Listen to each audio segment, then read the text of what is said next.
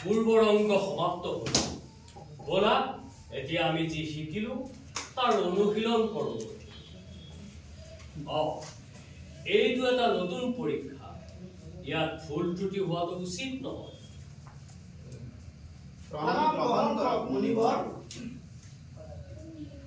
সদা দয়াবান হৈ থাকক। আসন গ্ৰহণ কৰক।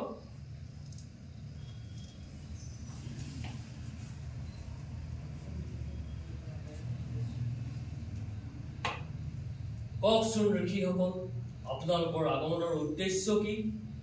হে মুনিবৰ, আপুনি নাট্যশাস্ত্ৰ ৰচনা কৰাৰ পৰাই আমাৰ মনত বহুতো প্ৰশ্নৰ উদয় হৈছে। তাৰেই উত্তৰ বিচাৰি আমি আপোনাৰ ওচৰত আহিছো মুনিবৰ। নিসংকোচে হ'ল।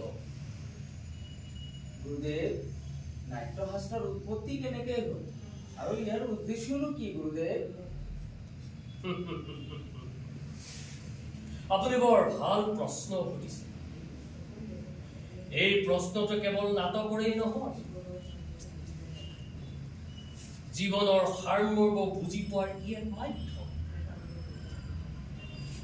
ত্ৰেতা যুগত যেতিয়া মানুহে কামনা আৰু লোভৰ বশৱৰ্তী হৈ বিপদগামী হৈছিল, তেতিয়া ইন্দ্ৰদেৱে স্বয়ং ব্ৰহ্মাদেৱক প্ৰাৰ্থনা কৰি ক'লে, হে ব্ৰহ্মদেৱ, এনে এটি মাধ্যম দিয়া য'ত দৃশ্য আৰু শ্ৰুতি একেলগে সংঘটিত হ'ব পাৰে, যাতে মানৱ জাতিয়ে এই অৰ্থ, কাম, মোহ এইবিলাকৰ পৰা মুক্তি লভি সৎ পথলৈ আহিব পাৰে। সেয়েহে জগত পিতা ব্ৰহ্মাই এই নাট্যবেদৰ সৃষ্টি কৰি, যাৰ প্ৰায়োগিক শাস্ত্ৰৰ নাম হৈছে নাট্যশাস্ত্ৰ। কিন্তু গুৰুদেৱ,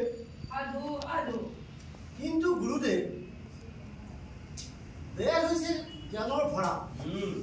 সমস্ত জগতৰ ৰহস্য ইয়াত লুকাই আছে।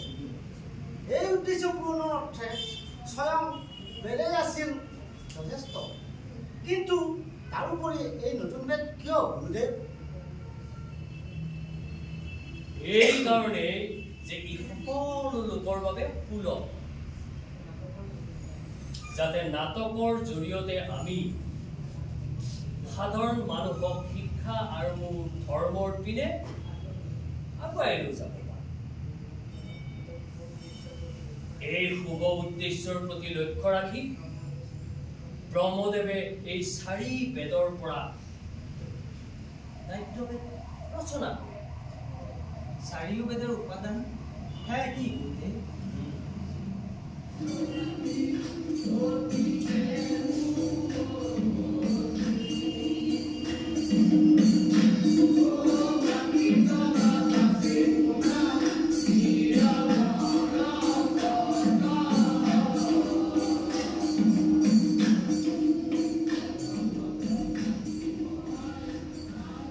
যি পাঠ আপুনি নাটকত শুনিবলৈ পাইছে, সেয়া ব্ৰহ্মদেৱে ঋগ্বেদৰ পৰা লৈছে।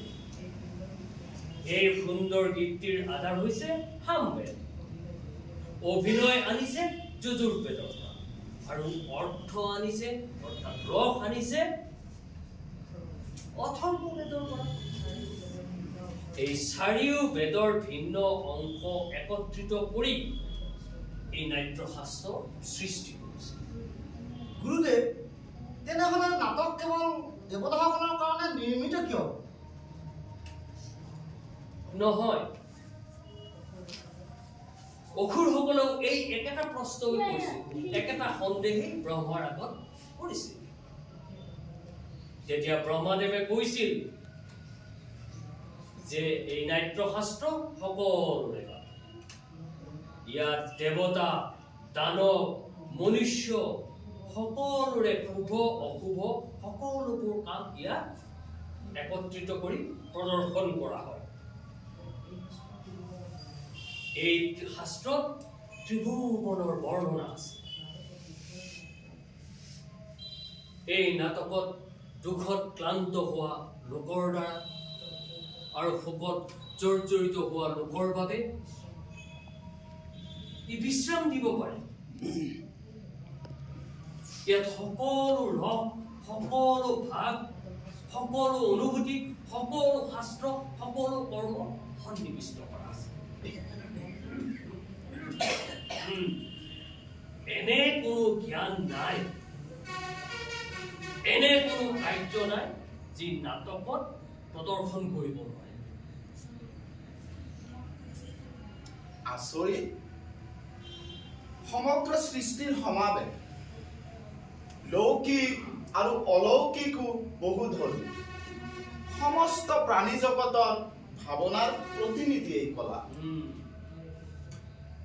হয় ঋষিসকল, নাটকক সকলো কলাৰ উৎপত্তি বুলি ক'ব পাৰি, বা ক'ব পাৰি সকলো কলাৰ এক সংগম স্থল। মুনিবৰ, নাট্যশাস্ত্ৰ এক অদ্ভুত কলা। জীয়াই থাকিবলৈ যিদৰে আমাৰ উশাহ লোৱাৰ প্ৰয়োজন আছে, সেইদৰে আমাৰ নাট্যৰো প্ৰয়োজন আছে। তেন্তে এই সমাজে আমাক সন্মান সহকাৰে মানি কিয় নলয় গুৰুদেৱ?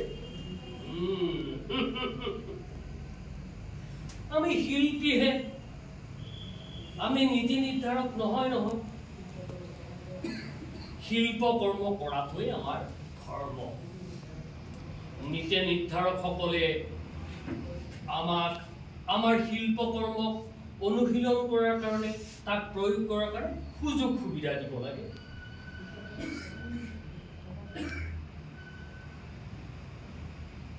ই কেৱল এটা কলাই নহয়, ই সমাজৰ দাপোন। আৰু এইটোৱেই হৈছে মানৱতাক সত্যৰ পথলৈ আগুৱাই নিয়াৰ এক শক্তিশালী মাধ্যম।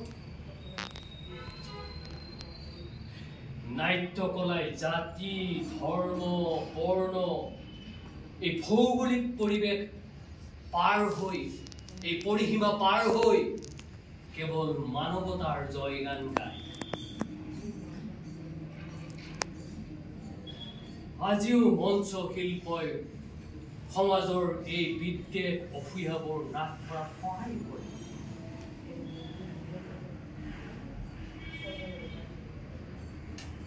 এই অনুভূতি নিঃসন্দেহে পৃথিৱীখনক স্বৰ্গলৈ ৰূপান্তৰিত কৰিব পাৰে।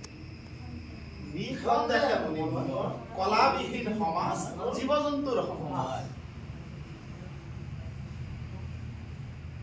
সমাজে শিল্প আৰু শিল্পীক প্ৰাপ্যস্থান বুলি আশা কৰি আৰু অপেক্ষা কৰি মই এই পঞ্চম বেদ ৰচনা কৰিছিলোঁ।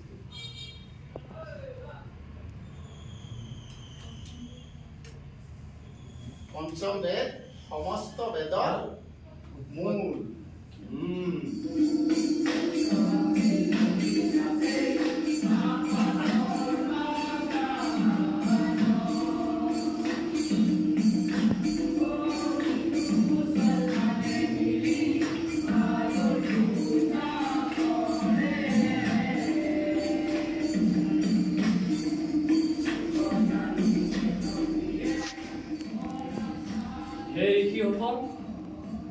মোৰ নাট্যশিল্পী পুত্ৰসকলে আপোনালোকক আদৰিবলৈ সাজু হৈ আছে, অপেক্ষা কৰি আছে। আহক আমি সকলোৱে মিলি নাটক উপভোগ কৰোঁ।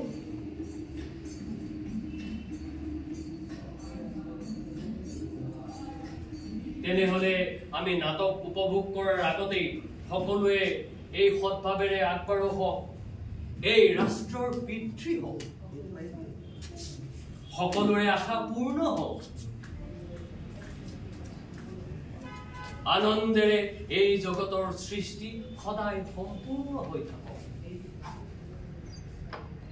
এই ধৰণী ফুলে ফলে জাতিষ্কাৰ হৈ থাকক,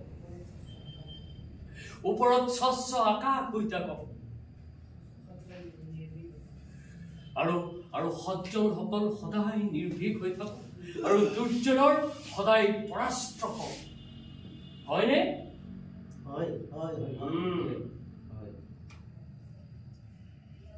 ধন্যবাদ।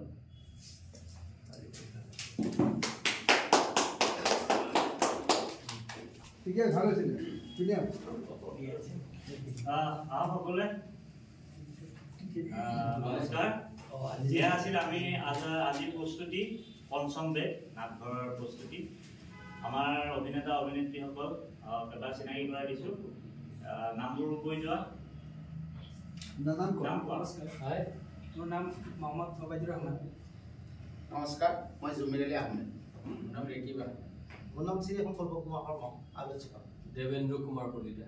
আৰু আটাইতকৈ ডাঙৰ ৰোল মানে কৰি আছে মঞ্চৰ দুই কাষে থকা, মই তেওঁলোকক মাতিব বিচাৰিছোঁ ৰাণী আৰু আমাৰ জয়প্ৰকাশ।